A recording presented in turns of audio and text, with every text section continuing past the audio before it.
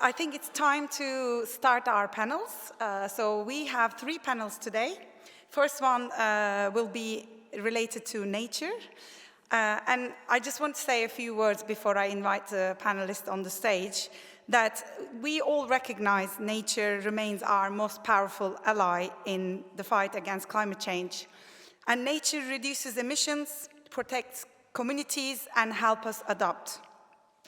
Yet, despite its immense value, we still find significant barriers continue to impede the flow of capital into nature-based solutions and protecting of our natural environment. So this remains true in the face of even the huge potential that we recognize nature finance holds. And both globally and here in the UK, we all turn increasingly to expanding on this area and discovering some solutions, and especially in our City of London sustainable finance work, we have been talking about nature finance in some depth. Looking ahead, 2025 offers a real opportunity and a pivotal moment for advancing this topic during COP30 in Belém, given the location, and it is vital that we seize this moment and push the agenda forward.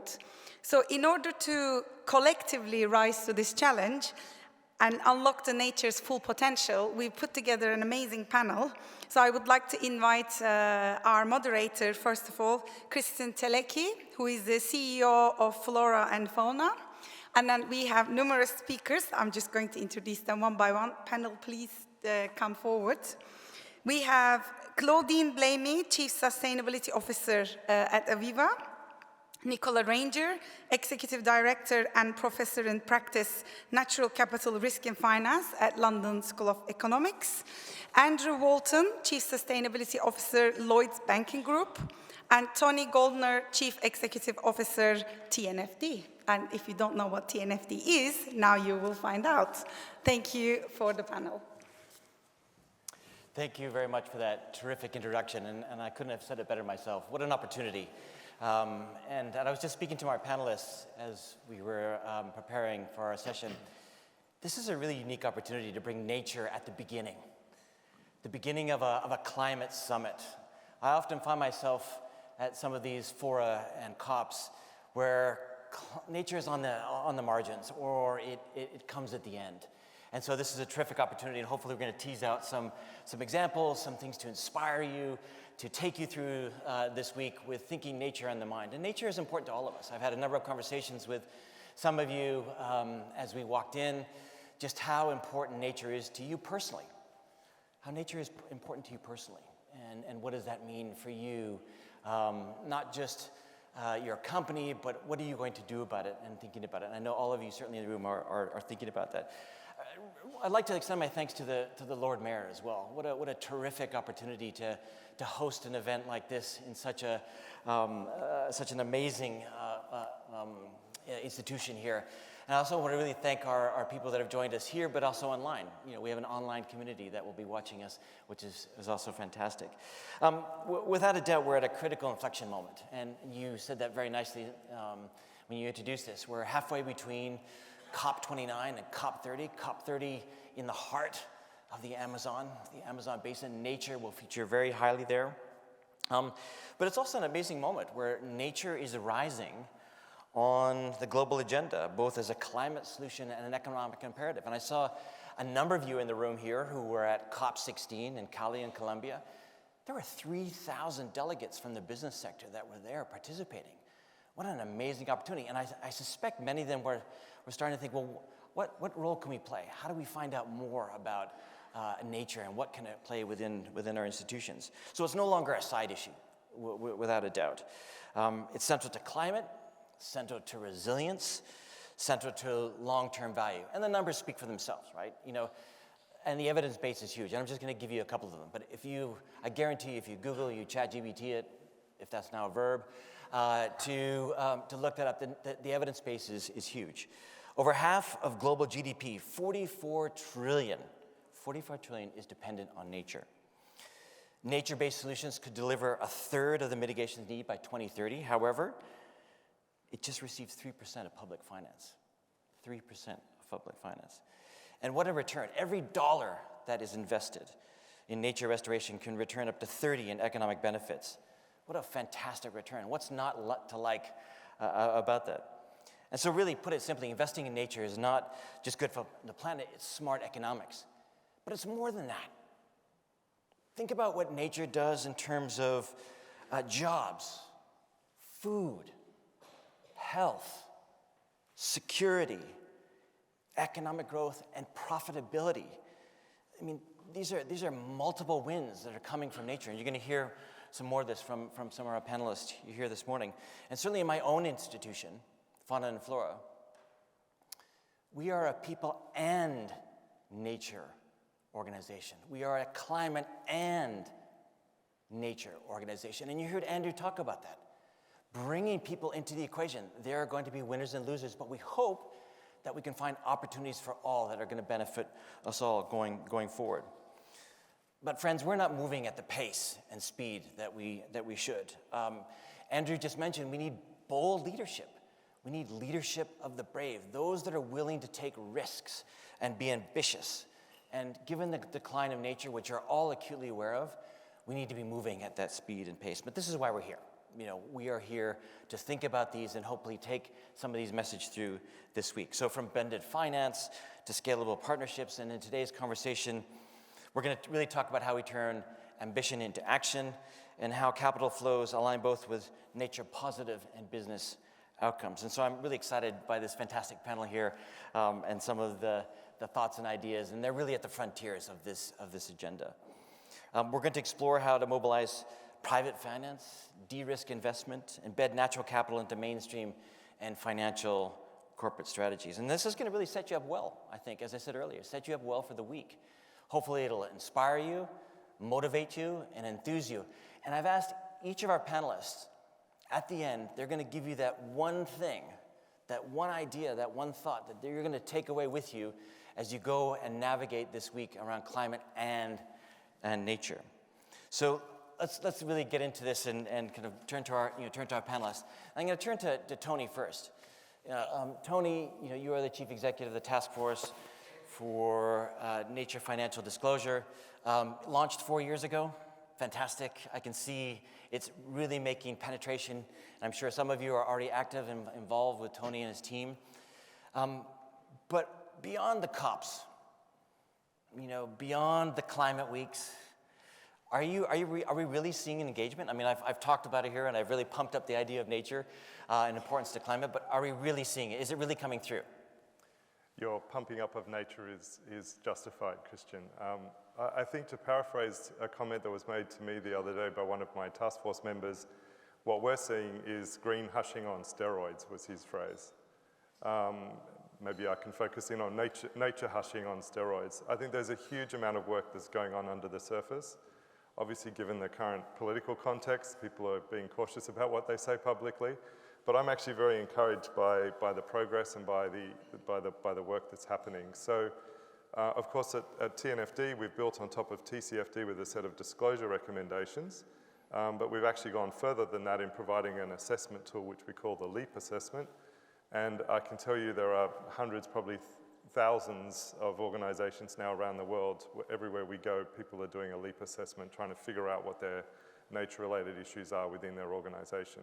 And that's both their impacts and dependencies on nature and what those impacts and dependencies tell them about potentially material risks and opportunities to their organization. So I'm really encouraged that there's a lot of assessment work going on under the surface, and whenever we do webinars and updates, we're getting 400, 500, 600 people online. We've also built on top of that and started to think about how we bring nature into transition planning. Obviously alongside the net zero transition work that many are doing.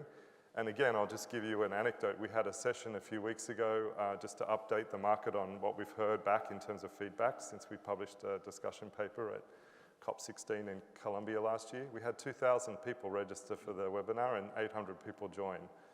So there's just a huge amount of interest in continuing to build the internal capacity, the internal thinking. That's already well underway. So I'm very encouraged by that. And in terms of adoption on a voluntary basis of our recommendations, again, at the Nature COP in Colombia last year, we announced we had crossed 500 voluntary adopters and about 17 trillion in assets under management. I can tell you we're going to make another public announcement at COP30 this year, but I can tell you we're now well over 500, closing in on 600, probably closer to 20 trillion now in assets under management. And that's obviously all on a voluntary basis while the market waits for further guidance in terms of ISSB standards. And obviously in Europe, CSRD is now being reconfigured. But people are getting on with the work, and I think the reasons why, it's very interesting when you ask them, why are you moving on this? And there's a number of reasons come through. One is we recognize it's in our own self-interest to understand how nature is a potential risk to our business, to our future cash flow generating potential. At the task force, we emphasize that nature's ability to provide those flows of benefits into your business model is linked to the company's ability to generate future cash flows. So we can think in very simple terms about how do nature flows drive future cash flows. And I think that message is starting to get through. That's great. So we're seeing a lot of progress in terms of both disclosure and assessment work. Can I just do a quick poll? Hands up if you are either involved with TNFD or you're on the process or are thinking about it. Can we just do hands up?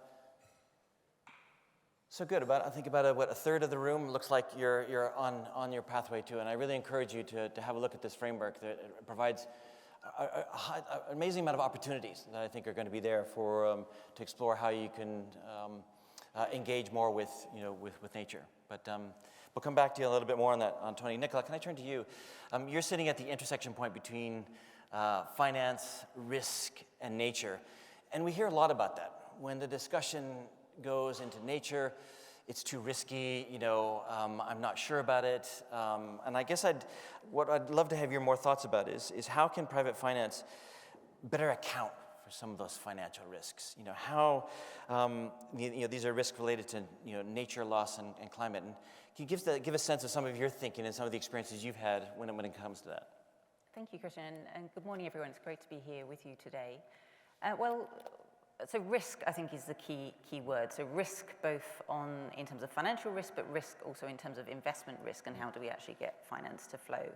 So you mentioned at the start the sort of feel-good factor. Everyone sort of gets nature, but actually for us in this room, this is our jobs. Yeah. So we need to make it very relevant to what we do on a day-to-day basis. And that's really sort of the focus of our work, is about how do we really show this is hitting the bottom line. And you mentioned as well the 44 trillion global exposure to nature. I would argue it's actually 100% of our global economy. But actually that's not good enough in that, what is actually the risk to your business, to your balance sheet? And that's really what we've focused on. So we've sort of moved from we're very dependent on nature to actually what does this mean in terms of probabilities of default? What does it mean in terms of asset valuation changes? And what we can see there is very material risk. So, for example, we've worked with financial regulators in the UK and financial institutions in the UK, and we can see through those analyses that about 6 to 12% of UK GDP is at risk from nature loss. So, and this isn't about birds and bees and butterflies, this is about key ecosystem services on which our economy depends. And the industrial strategy came out this morning. I've been nerdily reading it in the background in the green room. And it talks about three things as priorities. It talks about stability, it talks about investment, and it talks about reform, transformation. Nature is barely mentioned in any of those three. So it gets a tiny mention, I think, in two places. But actually, nature is critical to all three. So for a stability perspective, I've just given you the statistics for the UK. We're now working with the European Central Bank. And with the European Central Bank, we published 2 weeks ago some analysis that shows that around 1.3 trillion in assets on loan books of financial institutions across Europe are at risk today from a 1 in 25-year drought, which is aggravated by nature. Today. This isn't a future thing. So these are real material risks. And then when you move to the opportunity side and the investment that the government wants to mobilize, again, there are huge opportunities in this area. And again, we often go to, this is about investing in conservation. Obviously, that's really important, but it's investing in sustainable business, sustainable supply chains, critical minerals. Our critical mineral supply chains are fundamentally vulnerable to nature-related risks. When you talk to people that work in this space, they see it on a day-to-day basis. Flows of lithium, for example, disrupted by water events, water scarcity affecting mines around the world. Tailings dams collapsing and that leading to shut down of mines. huge vulnerabilities in our critical mineral supply chain. So actually there's an opportunity there for investors to say, if you're investing in sustainable businesses, this will give you competitiveness and it will give you growth. So this is fundamental. I think from that last point on transformation and reformation that government is talking about as well, really this is a massive opportunity. It's the same as on the net zero side and energy.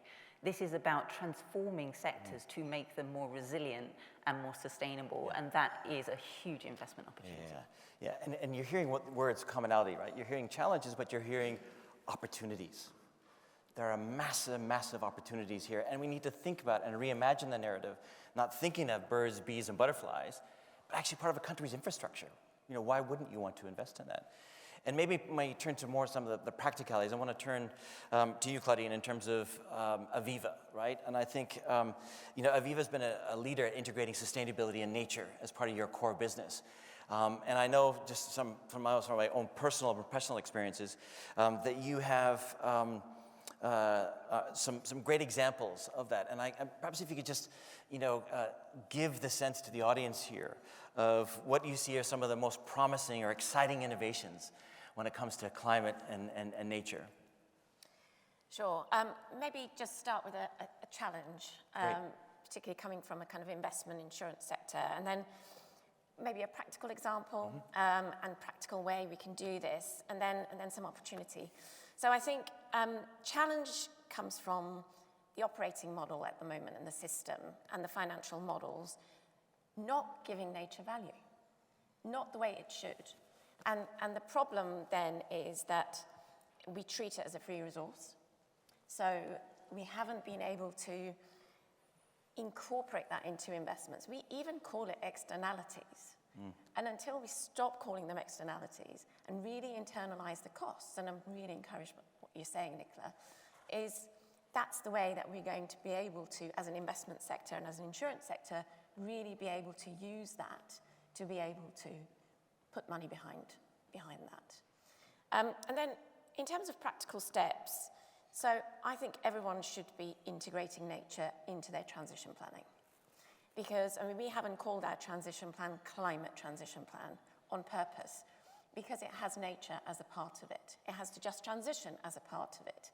It's bigger than just climate. And we need to bring these issues together, because otherwise we're thinking about them in silos and they'll start to you'll see all sorts of unintended consequences start to come out of that, and we're already seeing some. But I am encouraged, actually, with what you've said as well, that I don't know about nature hushing. I think, actually, nature is being talked about everywhere I go, and partly maybe because we're talking less about net zero and climate. Nature is actually rising above, and I think that's such an amazing, encouraging part of what's going on at the moment. And then an investment opportunity. So we see great potential in nature-based solutions for carbon removals. Why? Because carbon has a price attached to it. We need to attach prices to other bits of nature to be able to do the same. So we have a carbon removal fund. The fund is hopefully going to return about 8% annually for the long term, and that's what we're working towards. And it has afforestation in it. It has other nature projects in it that is increasing biodiversity. I think the thing is that when you do a carbon removal fund, it doesn't mean it only removes carbon. It increases biodiversity. It helps with health. It helps with flood risk and all of those issues that we're facing, both on the adaptation and the mitigation side. So actually, nature is so powerful, and there's so much opportunity. Great, good challenges there, but also opportunities, and wonderful to hear some of those experiences. Andrew, can I turn to you, Lloyds Bank? A major UK bank, and I guess the question to you is, how is Lloyds approaching the integration of nature and climate risks into lending and investment decisions? I think there's some challenges, but also opportunities when it comes to that. So maybe you could reflect on that a little bit, please. Absolutely. Thanks for asking us. It is absolutely great to be talking about nature at the outset of this week. For us at Lloyds Banking Group, we're the largest financial services provider in the UK. we're very UK-centric, about 98% UK-centric, so we take a particularly UK-centric view, but obviously contributing to the wider conversation is important. Look, I would associate myself with a couple of the comments that we heard. I think, Nicola, you're absolutely right that risk is the way to think about this, and in the City of London, that's a concept we get very effectively. I also fully agree with Claudine that talking about these things as externalities is where we go wrong, and so, again, I'll tell you a little about what we're doing to try and avoid that. But I think we are heartened by the number of our customers that are focused on nature, and I think, funnily enough, it's about 30% for our customer base, similar to the hands that were in the room, that have said they've got a nature action strategy, sometimes led by TNFD-related or aligned activity. We've done a LEAP assessment. We'd certainly encourage everybody else to do LEAP assessments. But look, we're a bank and an insurer. We're a bank assurance business, so our Scottish Widows investment business looks a lot like Aviva's. It has a huge insurance business, so insurance risk on nature-related risks is a huge part of our enterprise risk framework as we think about the things that are affecting our business. Obviously, tangible and demonstrable things like flood risk have been around for a long time, but there are more and more elevated associated insurance risks that are coming to the fore and are embedded in our systems and our pricing alongside that. And then on the banking side, we're a consumer and business banking business, about 28 million customers across the UK. And amongst our customer base, which is the largest in business and retail, we have about 30% of farming in the UK, and then about the same percentage for real estate, both house building and commercial real estate building. So we absolutely recognize that financing biodiversity loss has been a big part of our business for a very long time. We finance house building, we finance agriculture at scale. And we're facing into huge challenges, notwithstanding my optimism about how many businesses are beginning to really turn their head to this. There isn't an effective answer or real progress in agriculture at all.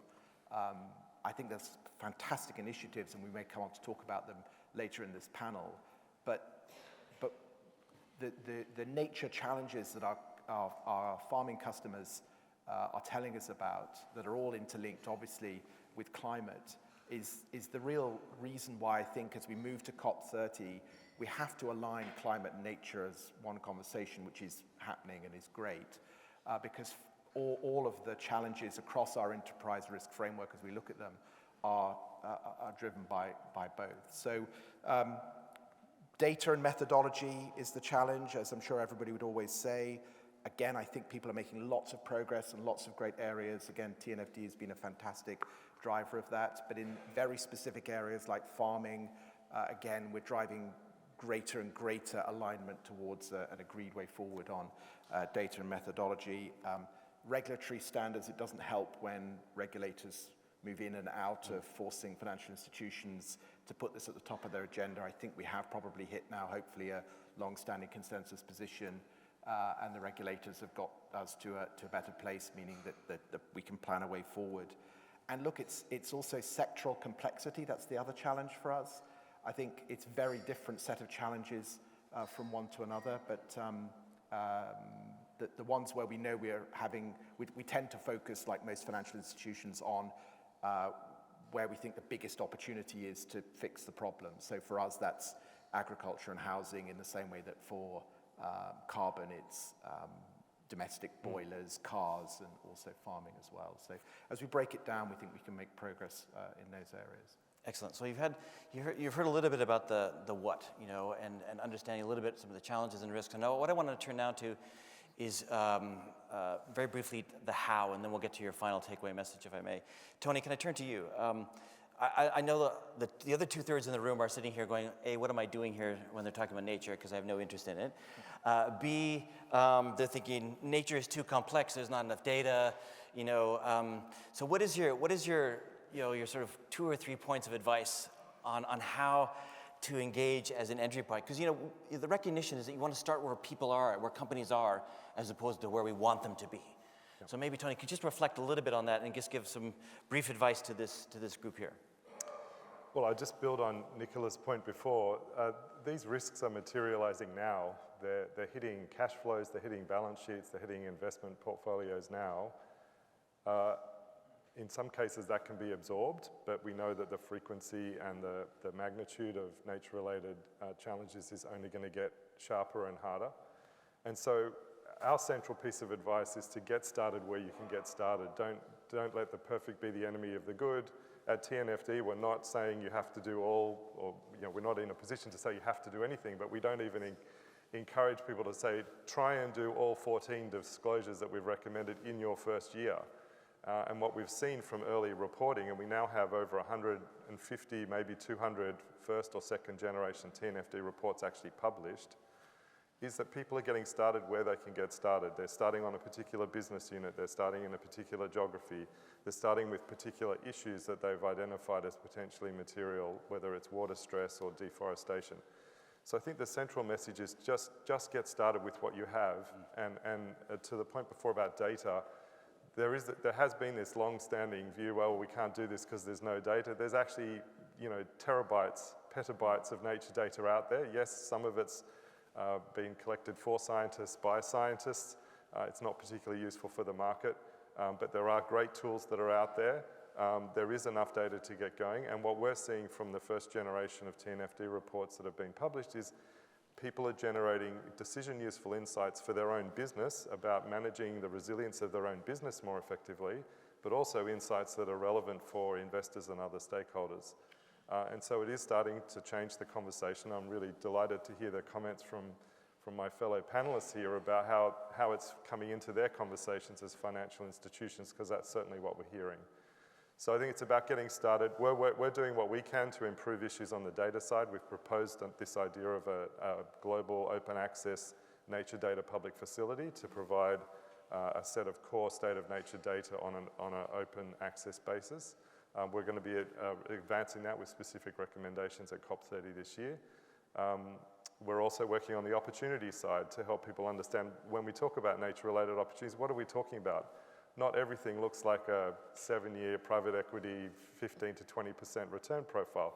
There's also opportunities to make your business more resilient in the face of accelerating nature loss. That has to be defined as an opportunity, not just the opportunity to make a decent financial return over a reasonable period of time. So there's lots going on, but I think the central message is get started with the tools that are available, and TNFD and others have provided plenty of those for people to start using. Exactly, and not everything all at once. I think that's a really important message. You don't have to suddenly go from 0 to 60 and have everything nature. I think there's an incremental way, but starting you on a journey is absolutely fundamental.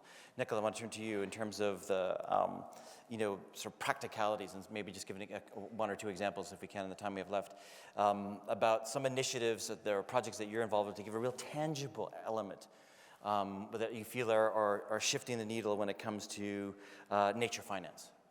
Thanks. Well, my job really is to give you all the information you need in order to bring nature and resilience into what you do. So I guess a few examples is, listening, one of the big things we hear about is where is the evidence on financial materiality? So actually this Friday with TNFD and Tony's team, we'll be publishing an analysis of 600 different evidence pieces on financial materiality of nature. So if you still think something's missing after that, please do come and talk to me. But there will be a database that will be released on Friday of a huge database of all of the evidence on financial materiality of nature, which is very much designed specifically to the evidence that we hear from you that you need at sector level and company level in particular. But for me as well, I think we often get confused between biodiversity and ecosystem services, because one of the things that we find is actually that ecosystem services data is what you really need. You need to know about water, you need to know about soil quality, you need to know about whether there's going to be pollinators, so what your investments in wheat are going to be operational, or sort of fruits and things.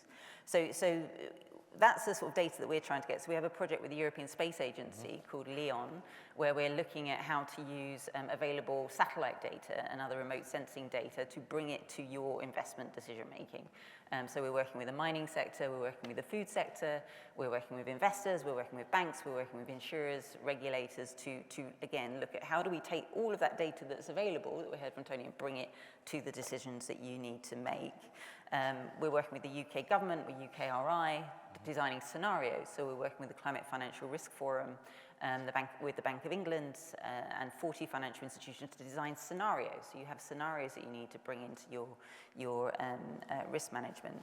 But actually the big thing that we hear, because we focus a lot on risk, is give us the opportunities. So, what we hear from, particularly from banks, we work a lot with banks, is, okay, you've told us about the risk, but how do we engage with our clients? Where are the opportunities? So actually, now we're really focusing on that, and that's the new initiative of Capital Nexus, which I recently joined the LSE to run, is to really look at that. So where are the opportunities? And particularly in areas like sustainable supply chains, which we see really significant investment opportunities in that area. Fantastic. And I think just for everyone's awareness, LEON stands for Leveraging Earth Observation for Nature Finance. And truly amazing initiative with big tech and science being applied to this is incredible. And I think it's a nice way to sort of segue to shift to you, Claudine, talking about Aviva and some of the impactful partnerships and initiatives you've been involved with the Wetlands Trust, the Wildlife Trust, and obviously recently LEON. And I guess, when you're trying to sell these internally, how are you thinking about some of these partnerships when you have to convince your executives that this is, good for business as well as the planet? Yeah, sure. I mean, I think it's been referred to already that we're in the insurance sector. And actually, insurance sector is being massively impacted by climate change. And particularly on the resilience and adaptation side, the doors are always open internally when you talk about this. So when we committed to 100 million for nature-based kind of solutions back in 2021, we've then gone about and brought some amazing partnerships. So we've given 38 million to the Wildlife Trusts. They are restoring temperate rainforests across the UK.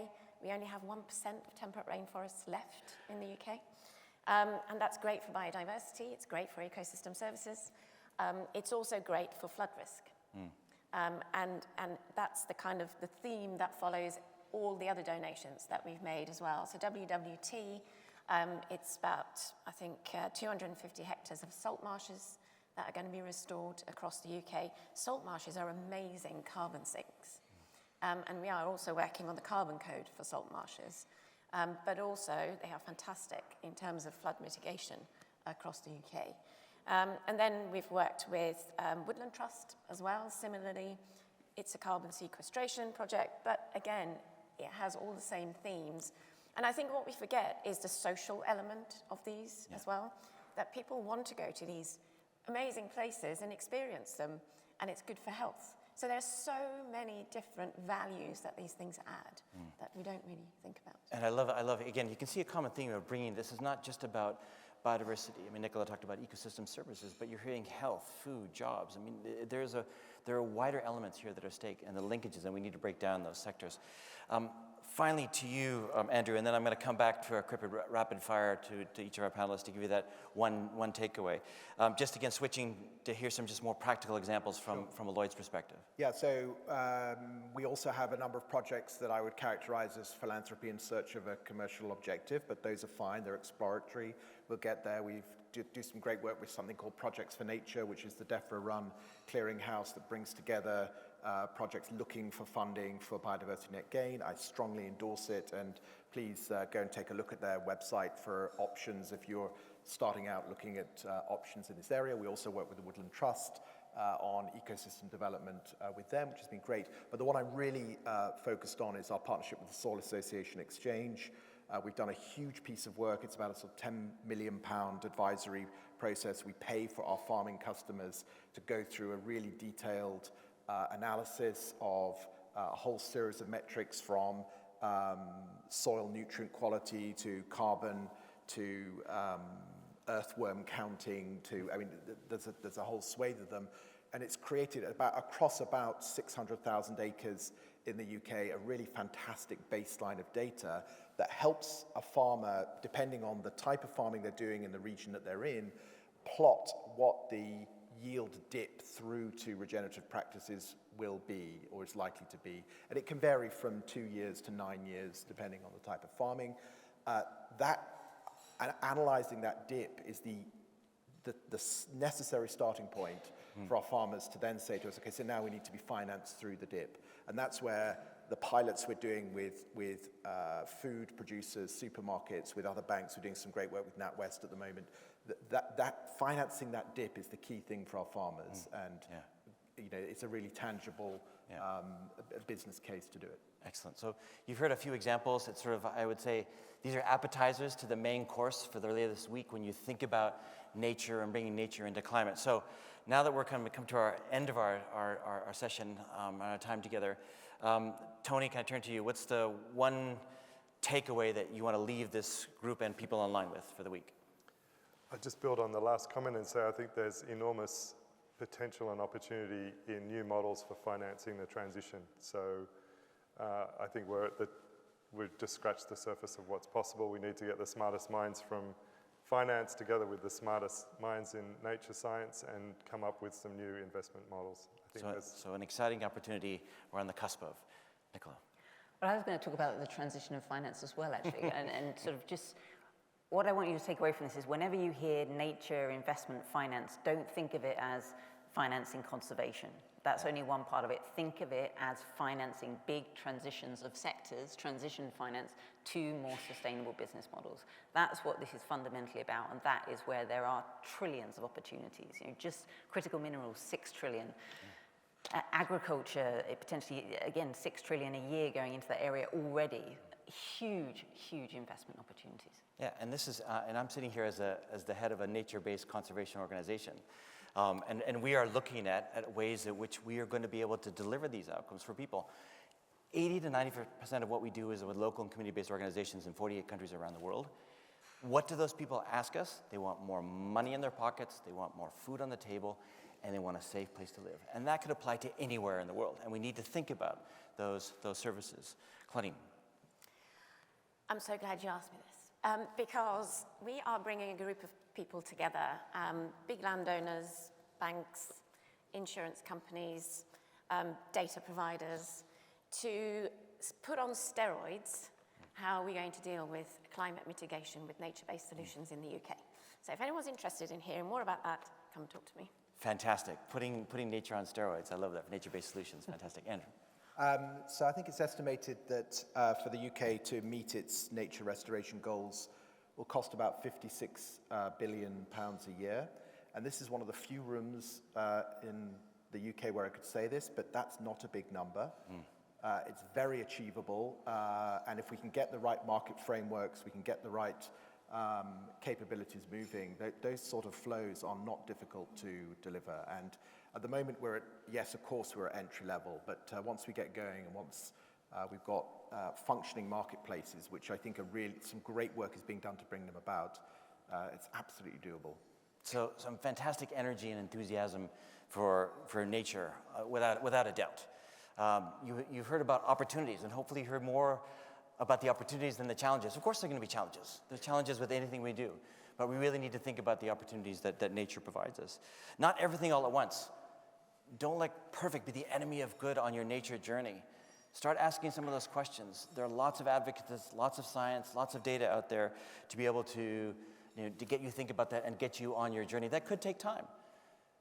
They're not expectations that suddenly you're going to be a nature-based organization overnight, or that's going to be enter into your funding streams. No, not at all. Of course we'd like that, but that's going to take some time. And I would ask you to sort of 2 more thoughts from me. One is it's and, not or.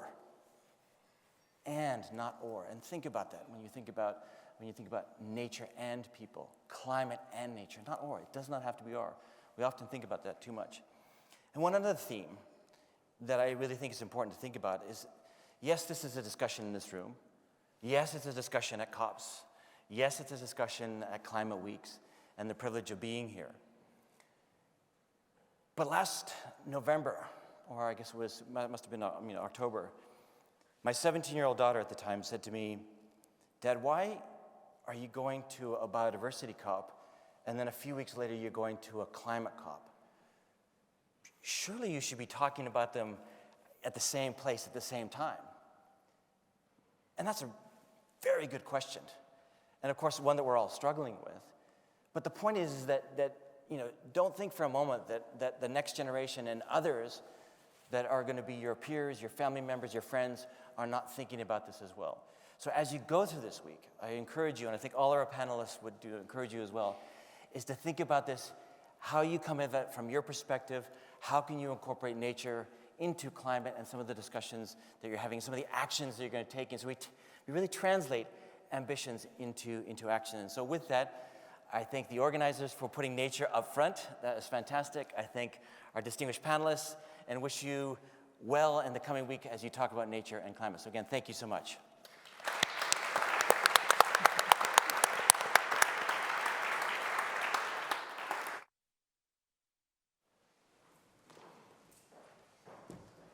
Thank you so much. Fantastic. Thank you, Christian, for leading. Thank you, everybody, for your remarks. What I'm going to do is a very brief summary. Obviously, it has been a rich discussion, but what I have taken away personally is it has been really valuable, actually, to hear the reflections of both risks of ignoring the nature loss, but also opportunities that we will face when we are investing in it. So it's, again, the dilemma of both worlds. And then reflections on insurance, banking, how those indirectly impacts all other sectors. I think it was also great that the panel articulated the challenges that private finance is facing, but the progress in overcoming them around nature finance. We heard about bridging the internal investment silos between climate, finance, and risk divisions, also overcoming the perception that nature is too complex. Well, kudos, and I love the ambition on the database that is created for financial materiality around nature. It is fantastic to hear. We also heard a challenging global narrative out there. Obviously, TNFD is doing an amazing job. Thank you for being the leader in that space. And I imagine lots of people got courage to start from somewhere. Doesn't matter how complex where your current situation is. Start somewhere because risks are hitting the balance sheet now. And very good examples were given by Aviva and Lloyds, so really thank you for making it real, and we will all take away some of these reflections for the rest of the day. And you have given a great segue for transition finance, which will happen later on in our agenda.